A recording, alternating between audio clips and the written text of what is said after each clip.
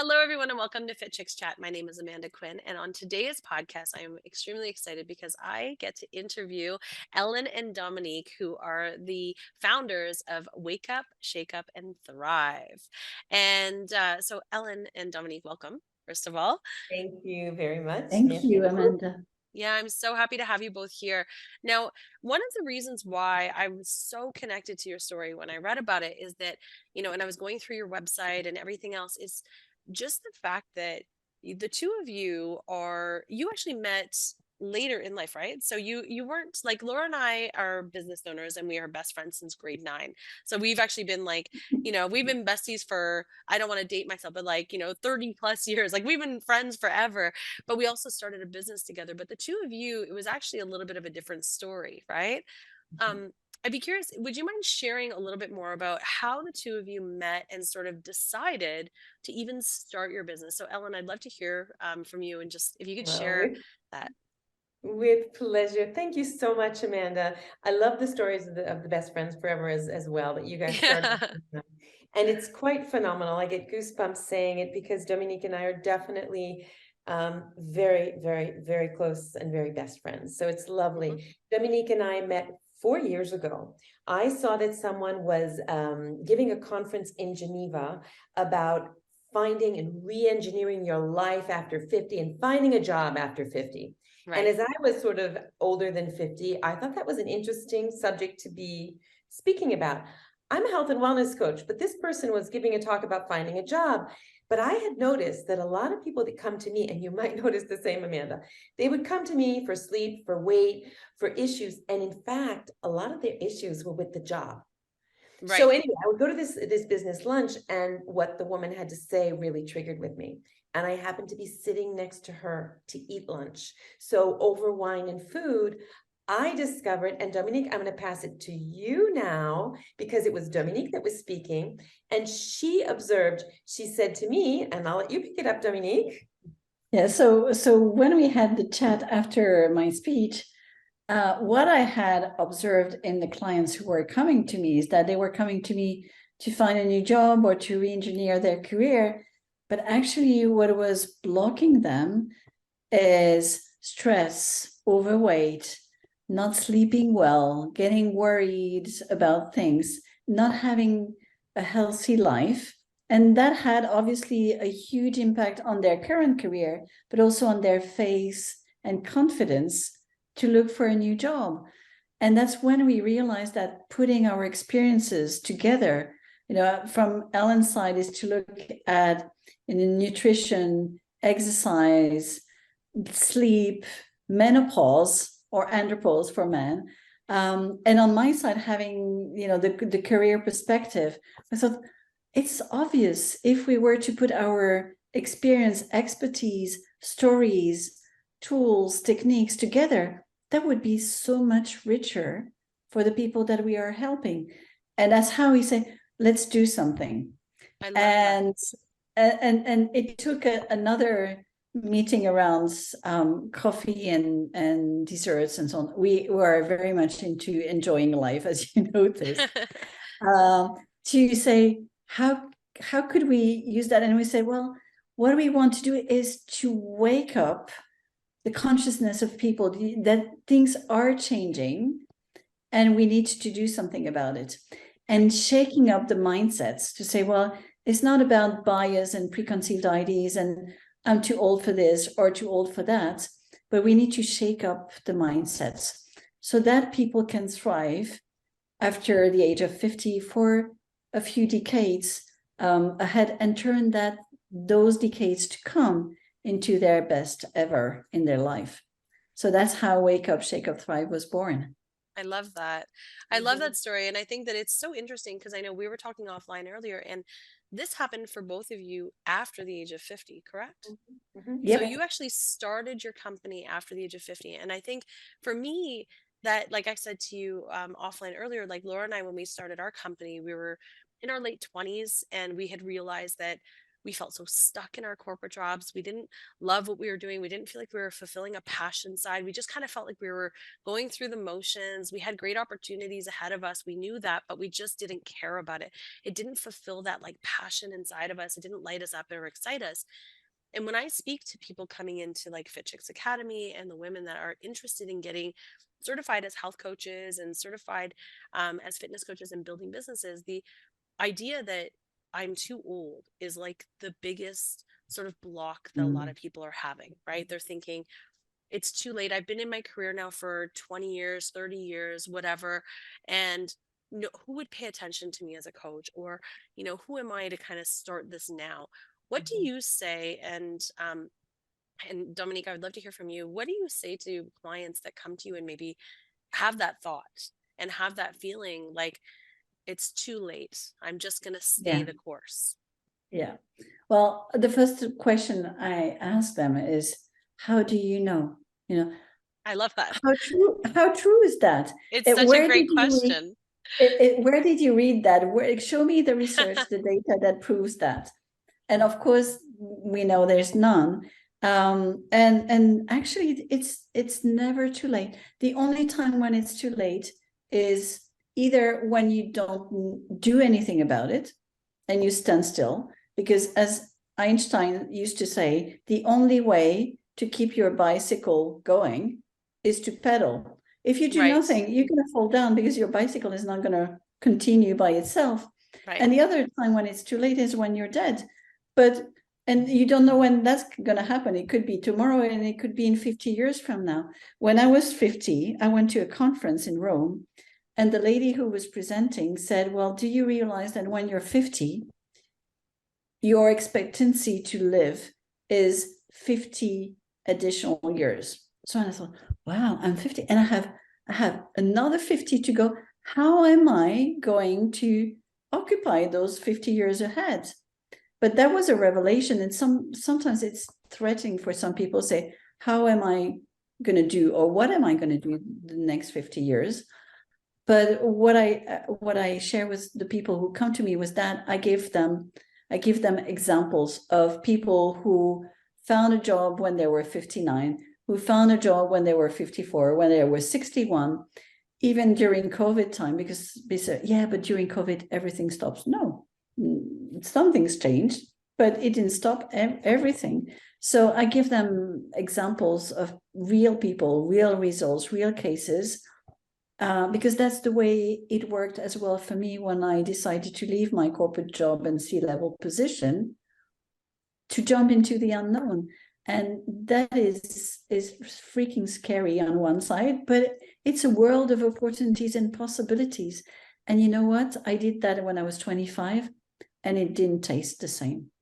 yeah, When I did that at 50, I had decades of experience behind me and a good network experience. I went through ups and downs in my life, big failures, big successes. And the decision was totally different when I took the decision to leave corporate and create my business at 51 and a half. I love that. I I love love that, that. and it's so interesting because what you were saying in the beginning of that was a lot of times, like when you said, you asked the question, well, where did you see that, or where did you read that, or how do you know that to be true?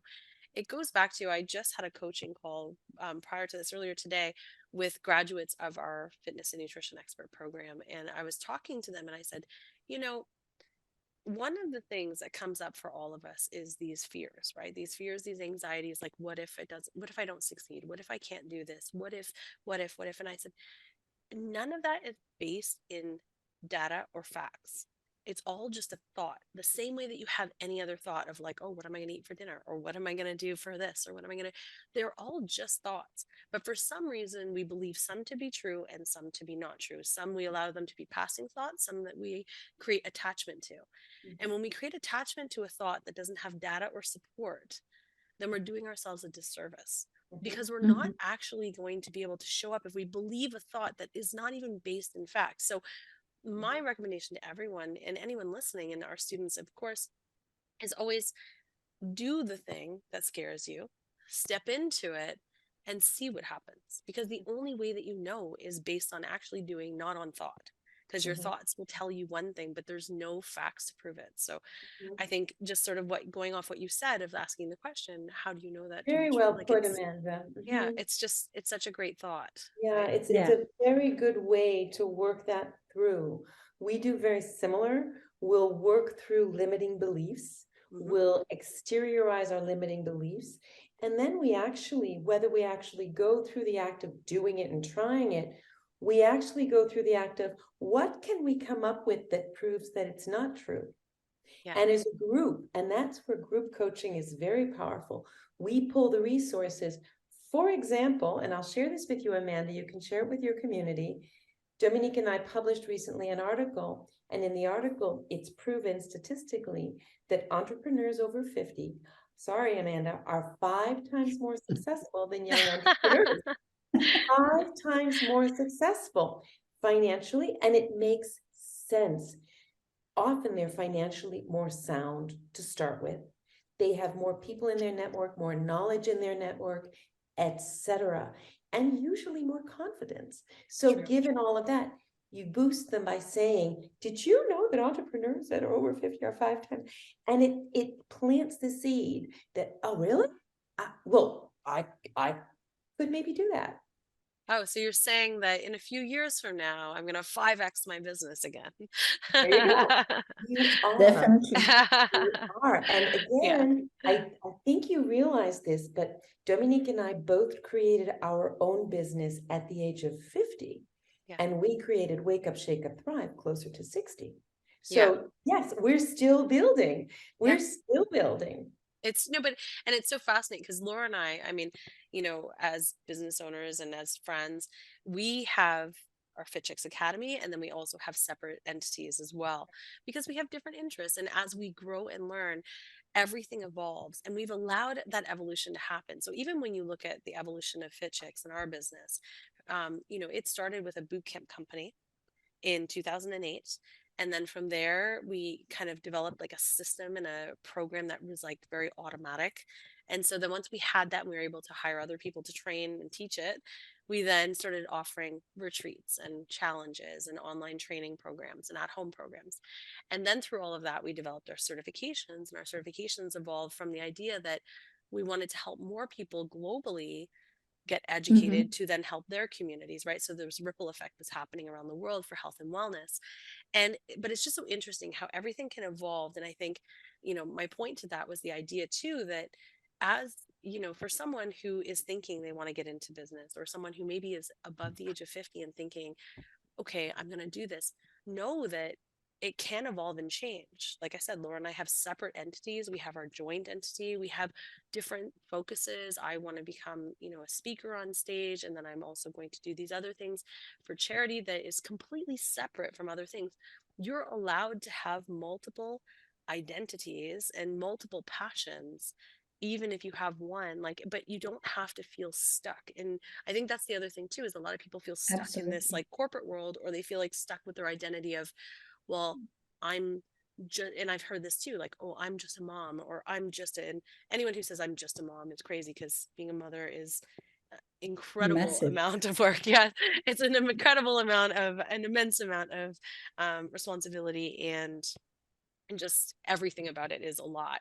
As a mom, I'm saying that from my own experience, but I just think it's so interesting how people think that it has to just be one or the other, and it can be an and game. We always talk about this at Fit Chicks. It's like it can be an and game. It doesn't have to be an or game. Everything in your life can be an and. It's like I'm this and this. I can do this and this. I can create your own business and wake up, shake up, thrive. Right? You can do Totally. all of those things, and age has no determination on when you can do those things, except for the fact that now you're Mhm. saying if you're above 50, you're going to be 5 times more financially successful. So then that just changes all the game. Now I'm going to have to think of what am I going to create at the age of 50 that is going to We'll when be I hit there. 50, what else am I going to create then? Don't worry, we have plans and dreams for until we are 80 or 90 or whatever. So Right. Absolutely. there's enough opportunities now. And it's getting better and better, Amanda, because things are changing. Yeah. And what used to be the norm has totally changed, in terms of the life phases and the life stages. It used to be you go to school, you graduate, you start working, you work harder and harder until you retire, and then you phase out and you die. That was Right. not a very positive outlook.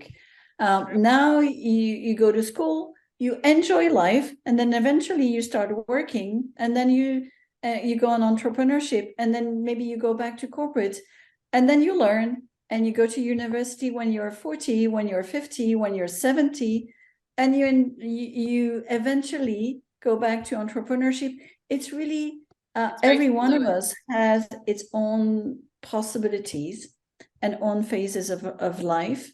And everything has changed. The way we work, the way we communicate, the way we sell, the way we do business, the way we market, everything has changed. So it's a great time to actually think about change.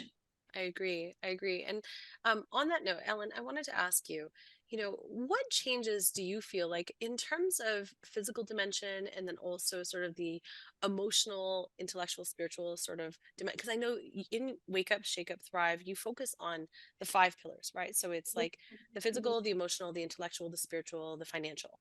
Those are Mhm. like the five pillars of like being like sound essentially, right? Like being Well-being, in real well-being and well-being. sound, Yeah, exactly. yeah. And so what would you say are some of the things that our listeners right now could focus on shifting and changing, um, or what changes do you think are the most relevant for them to be able to shift and That is a change to be able to great get to that? question. And Dominique, if you agree, what we can do is we can do, if you'd like, for each of the five dimensions, do like a quick win. Yeah, Because I think that's super Mm. interesting. People want to walk away with with something practical. of And course. what I will do, if you both agree with this, I'll kind of set the framework. I'll start it, then Dominique, we can kind of piggyback, go back and forth, each one of us give. I'd like Perfect. everybody, all the listeners, to imagine a circle, and we're going to divide the circle into five pieces of the pie, which are the five dimensions. Okay, we'll do one by one. And I'd like them to think already, and you're going to know exactly where that's coming from, Amanda, where they stand. Meaning, if they're toward the center of the pie, they're very dissatisfied with that dimension. And toward the outside of the pie, they're super satisfied. And what this will mean is by the end of the podcast, they kind of have a miniature roadmap. So let's start with Perfect. physical. It works well. And you can even say 0 to 5, like rate yourself. Now that we've been talking about this, rate yourself. Yep. So physical dimension, clearly we focus on nutrition, activity, sleep. We all know all three of those change significantly with age. There are specific minerals, macro and micronutrition that changes after 50. I am not going to tell them all right now. We can all look those up, but it's definitely worth thinking about magnesium, calcium, and protein, and sugar. Those are Yes. really biggies when we're over 50. Those are So foundations for sure. those are foundations. And if you're not like super savvy about what happens after 50, that little point on the piece of the pie is more toward the middle and not toward the outside. And that's your goal. You're going to go get some research on that. In terms of physical activity, we do a lot of cardio growing up. Let's add flexibility and resistance as of 50, because that is going to make a huge difference hormonally and in things like bone breakage and metabolism, which is how much you burn when you sleep. People say it goes downhill after 50. Menopause coaching is one of my big areas. It doesn't. You can keep it up if you exercise. So if you're going, oh, really? That little dot is toward the center of the piece of pie right now. And finally, with sleep, the bottom line is sleep is the base for the other two. As we age, we need the same amount of sleep, but we tend to go to bed earlier and up earlier. So again, if you're feeling that's a little bit off track, and in fact, your weight and exercise may be depending on that sleep, maybe that's where you want to start. So I've done one piece of the pie, the physical dimension, and now I will put Dominique down to do the emotional dimension. The emotional one. Emotional one is one of my favorites. You know. I Me know. too. I So love anything to do with emotions and mindset. So I'm all Yes, for yeah. it. I'm here for it. they're So together so in our so opinion. emotional is about consciousness, awareness, but also about precision. We both come from the world of the Swiss watch, where precision is about everything. And when we think about emotion, we sometimes use the wrong word, like I am anxious, or I am worried, or I am frustrated, or whatever. But we are not frustrated, we feel frustrated, or we feel like there's frustration around us, or worries or concerns, but we are not our emotions. And when we, over time, we tend to take habits, and those habits of I'm worried, or I'm frustrated, or I'm not well, doesn't mean what we really mean. So it's to use the right word. And of course, many of people listening to you will know the wheel of emotions, and the notion of being precise. Are you frustrated, or are you furious? It's not the same thing. It's like when you go to the doctor and say, my left arm hurts, but you don't say whether it's your wrist, whether it's a tension here, or whether it's the elbow. You don't know whether you fell. If you're not precise, there's no way your doctor is going to be able to help you. That's the same with emotions. And our generation is not always used to share how we feel with people around us. And to deal with it is, if you don't name it, it's difficult to manage it. So it's to start by using the right word in the right way. And it's at the age of 50 is also, and beyond, or 48 and a half is fine too, is to identify and observe your bias about ageism. Not necessarily the ones from others, but how do you feel about your age?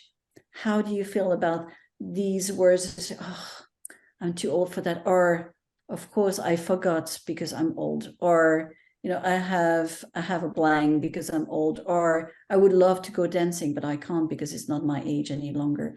Mm-hmm. All those things that we associate with age that are ageism and doesn't serve us. It's absolutely the other way around. Well, I love that. I think it's so true, because there's personal biases that we put on ourselves that we're not even aware of. And if we're not aware of our own language, then how can we even decide to move forward, right? If we're stopping ourselves before we even realize it, just by the words that we're using and the thoughts that we're having. And so I 100% agree with that. Mm-hmm. Absolutely. Shall we do the intellectual dimension? Yes, please. One of the things that older people worry about a lot, they worry about their brain. And when we talk about the intellectual dimension, we're talking about brain health.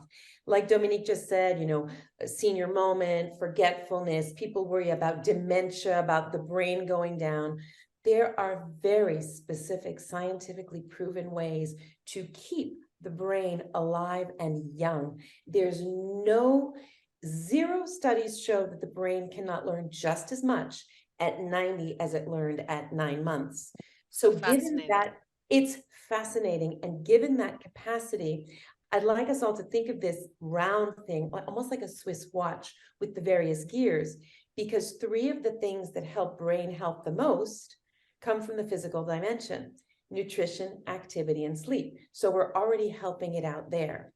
The next thing that's going to help the most our brain health, and this is where I would encourage us all to situate ourselves on that piece of the pie toward the middle or toward the end, is change. So when we talk about change, Amanda, it could mean taking a different road to work.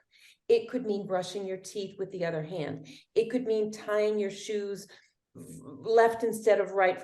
Any change creates new neural pathways in our brain. Any change whatsoever, small, big, even hanging out with different people, because you're stimulating different neurons. And all of these not only keep your brain young, but they help to feed into the spiritual dimension, which is your sense and purpose in life, that Dominique will explore a little bit. So we're looking toward change. So again, where you situate that point on the wheel that we spoke about and the piece of the pie depends on how willing and able, and how much are you actually pushing change to keep your brain alive. I love that. So moving on to spiritual is often the dimension that people come when we start working with them. They usually don't put spiritual as their top priority when they start, and when they finish the program, say, you know what, I joined because of the physical dimension, because of the financial dimension, but it's actually the spiritual one, that most answered my need.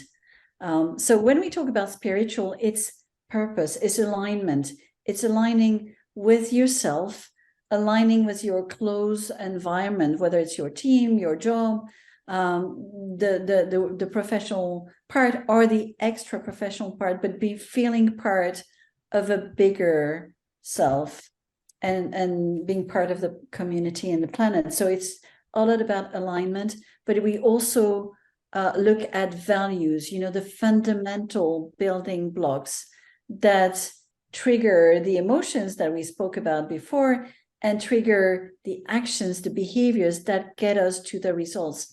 And when we're growing older or when we're getting older, the values become even more important because we have experience behind us. They say, well, that is super important for me. That is less important for me. And this is grounding my decisions in life. And it's even more important when you have a different perspective about time, the time that is past and the time that comes ahead. And that's when values become fundamental. And also, what is the legacy you're going to leave behind? And we're not talking about, succession planning and in terms of money and heritage and that kind of things. But what is it that you want to leave behind you? And what is it that you want other people to remember you? Emotionally, intellectually, professionally, in all the long life that you had, if tomorrow was the last day, what would you want people to remember of you in this life? And it's really like fast forward, we talk about feedback, but when you go fast forward, what is it that is super important and that helps you set priorities? So to come back to the wheel that Ellen shared before, if you feel that you're fully aligned, that you're clear about your purpose, about your values, and you do something in life that is aligned with your purpose, with your values, with what you want to leave behind you, then go at the outside of the wheel. If you feel, I'm not so sure, and a bit, pissed off about the fact that I'm not so sure, and I'm not aligned, and it doesn't work the way I want, then put that in the center of the wheel or in the middle. I heard a great thing the other day. I'm sure you'll appreciate it as well, Amanda. Instead of calling it the Great Resignation, they call it the gray resignation, because the number of people above 50 that have re-looked at their values and they're like, no, this is not for me. I am not going to keep. So it doesn't only happen at 29, Amanda. I know. And I just, like I said to you offline, over 81% of our students are above the age of 40, which I find Yay. incredible and empowering and exciting. It's not, it's like there is this shake up, wake up kind of mentality that's happening. Not, I know that that is your business, but that's what's happening in the world, I find. And It's that's the what's happening world. We globally. work People are globally. realizing it has to be more than just a paycheck in life. And I Yeah, think for that that's sure. like, Totally. it's such a cool transformation that is happening That is in the the world. perfect segue, paycheck, Yeah. because the last dimension is finance. And we can quickly close on finance. The bottom line is finance is the number one worry of people over 40, period. Yeah. Given that it is the number one worry and it affects all four of the other dimensions, your health, if you're poor but you're healthy and it just doesn't work. So, and working the other way around, if you're unhealthy and you can't pay for a doctor. So given that, we don't only look at your financial situation, your 401k, or however we call that, your retirement fund, but we look at your mindset. What is your intention? What do you want to do with money? Do you even speak about money in your family, in your community, with your colleagues? And one of those blockers you were talking about, to do full circle, Amanda, with especially women thinking about not leaving corporate, they're frightened about not making enough money. So I would turn it around. I would say, is that true? What can we do to shake up that mindset, to get some security and confidence about our financial situation? So we've done the whole circle. That's amazing.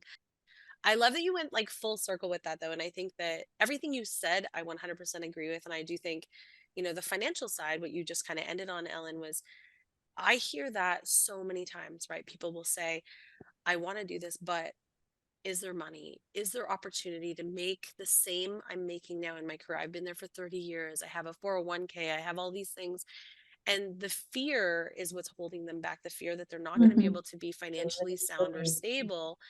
And I think, again, like even when we started our business back when we were in our 20s, we had corporate jobs that we weren't satisfied with, but we actually kept our corporate jobs for 1 year and built our business on the side.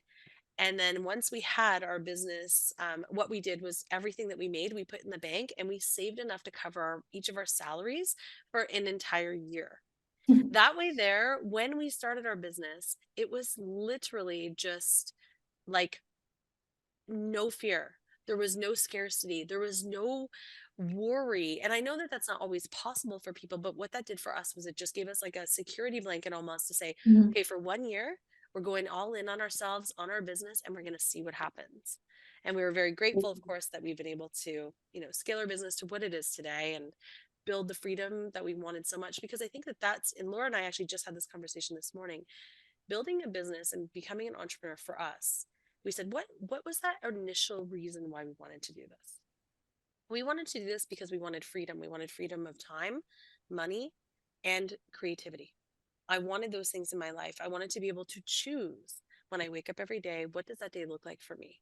Of course, there are things that are fundamentally built into a business that you have to build out and you have to do, but I wanted to have those choices every single time. So I'm curious for both of you, and I'll start with you, Dominique, and then with you, Ellen. What was your sort of why? What was the thing that made you decide, outside of like realizing that this was like a perfect Mhm. storm? What was the thing that allowed for you, or what was your reason why becoming an entrepreneur was something that you really desired? Yeah. Well, the it's similar to you with a slight difference is that when I took the decision to resign from my C-level position and start my business, um, the purpose and the alignment I was mentioning before was not there any longer.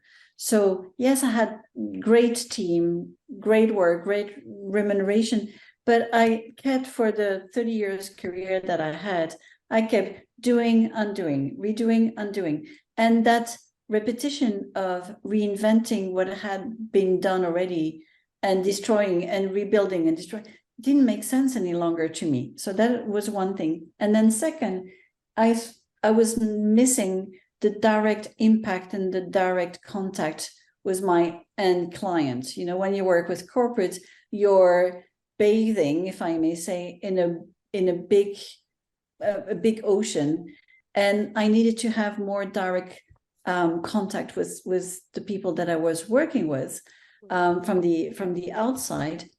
And when you think about entrepreneurs, people sometimes forget that we think about creativity, responsibility, and freedom. And for me, freedom, big yes. Yeah. Responsibility was on my radar all my life, so I was used to that.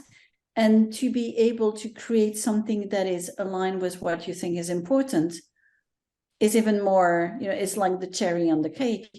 And what triggered my decision, because at some point there was a big shift, is I started to see people around me in my corporate world, being sick and not reaching the retirement that they had planned. When I retire, I'll be happy. When I retire, I'll do that. When I retire, and they never reached that retirement age. And some people went into burning out. Some people went into divorcing because they were working too much. And I thought, you know what? That's not going to happen to me. I don't want to have any regret that I waited for too long and I missed the boat. And now is the time. So I think the creativity, freedom, and the capacity to organize your time as you wish applies to all generation. What I saw in my generation is that if you don't do something now, it might be too late soon. Hmm. So powerful. Very Thank you for sharing. inspiring. Thank you. And for you, Ellen, what was, in terms of your sort of Very interesting. the catalyst for it? Yeah, very interesting. I was thinking as you were both telling your stories. So I am a finance person, economist, finance person, 10 years banking finance. I left that career because I made some personal lifestyle changes, and I ran Weight Watchers corporate for 10 years for Switzerland. So I had come from those 10 years. And the reason I left Weight Watchers was because I was feeling that weight management was only one piece of the pie that we've just made together, and it has lots of Right. other pieces to it. So I wanted to do that. But when I left, I could have gone finance, or I could have gone health and wellness. And I didn't, I had no idea what I had no intention of becoming. I was not looking for the freedom. And no. I was not on the same wavelength as you. I had no idea. And then someone I highly respect came up to me and she said, Ellen, it's clear. You walk the talk. You know what you need to do next. And it hit me like a lead balloon. Yeah. And I would use this as an invitation to everybody listening. You know, you're walking your talk. You want to walk your talk. And the direction became very clear for me. And that health and wellness coaching was my next step. And today I'm one of the global leaders, period. It's been built over the past 14 years. And it's incredible. Yeah. That's amazing. So a little bit of serendipity as well. Yeah. And that's amazing. And I love that that's, and I know in the beginning when you were telling about, how you came together, you realize it is such a strong pillar, because if, and I know so many entrepreneurs that are extremely successful and they all focus on their health as well, because if you don't focus on your health, you can't even enjoy all of the fruits of your labor, right? Because you're not going to be focused and also if you're not getting enough sleep, you'll have a foggy brain. And if you're not eating properly, you're going to feel that 3 o'clock slump. And there's and you are your business. Yeah. Everything is interconnected. And so we need to pay attention to all areas, which is why I think the pillars are so important. Now, one thing I wanted to ask about now is just sort of your book, because I know that you have a book, and for all of our listeners, you're actually offering the first 2 chapters of your book in English or in French, which I do love that you have the bilingual aspect as well. Can you tell us a little bit more about the book? And in just for anyone listening, in the show notes, you will actually be able to link out and get those free chapters, and then look into further. So, but Ellen, if you could tell us a little bit more about the book, that would be great. So Dominique and I spent nearly 2 years writing the book. It's based on incredible experience that we've had working with people and being ourselves 50 plus. We integrate into it what we call the Swiss touch. The Swiss touch, because we are both Swiss, we are both in Switzerland. We live in Geneva, Switzerland. We're bilingual French and English. And why Switzerland? Because it is one of the countries where people live the longest and the happiest. So that is one of the things. The only other thing that I would share, 2 other things about the book is 2/3 book and 1/3 Thrive Guide. And the Thrive Guide is going from knowing what to do to actually doing it. And we encourage people to go at their pace, to take baby steps, but they can self-coach themselves through all of those 5 dimensions. So I think it's a really nice way to be able to actually use it, as a bedside book at your pace. And it is available on Amazon in both French and English. And you can try, as you said, the first 2 chapters are available at wakeupshakeupthrive.com. Perfect.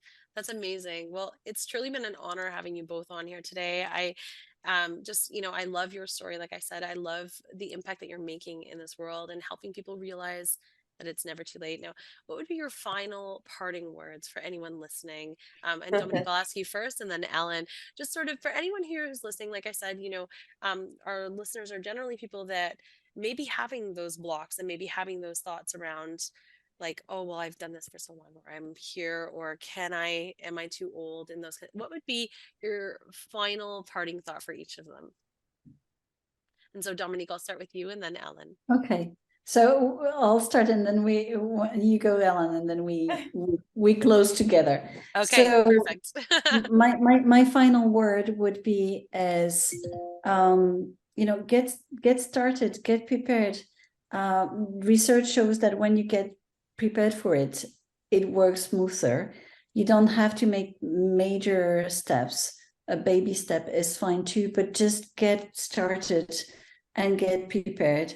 You'll feel much more serene and much more quiet about what comes next when you're ready for it. when we say, oh, I'll come to it when I come to it. No, just start and see how it goes and where it leads you. But get into movement, and motion is the most important thing, and have fun. I mean, life is about fun and experiencing and discovering. And it's great when you get older to become the child you were, some time ago, and it's still you, it's still in you. So have fun is what I would wish for anyone listening to us today. Wonderful. And then for you, Ellen, what would be sort of your Yeah, parting words? we have a tagline at Wake Up, Shake Up, Thrive, and it is Yes. just, for me, it englobes everything. And the tagline is, don't grow old waiting. Mm-hmm. That's Perfect. It's perfect. I love that so much. It's interesting. It kind of feeds into the thought that I always have when I hear people say, and my mom says this a lot. She'll say, oh, I'm like, oh, what are you up to? And she's like, I'm just passing time. And I'm like, it. don't pass time. Don't let time pass you by. I'm like, Yeah. find something that fulfills you. Don't just let it pass, because it will pass.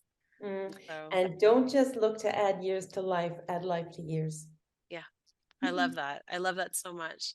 Well, Mm. Ellen and Dominique, thank you so much for joining us today on Fit Chicks Thank you, Chat. We're Amanda. so And grateful to thank have you. you. Thank you. For everyone listening, thank you so much for listening. Of course, we'll see you again next week for Fit Chicks Chat. And then please make sure you check out the show notes for the link to Ellen and Dominique's Wake Up, Shake Up, Thrive book. You can get the first two chapters for free. And of course, it'll link to their sites if you want to learn more, if you want to learn how you can work with them, please make sure you check it out.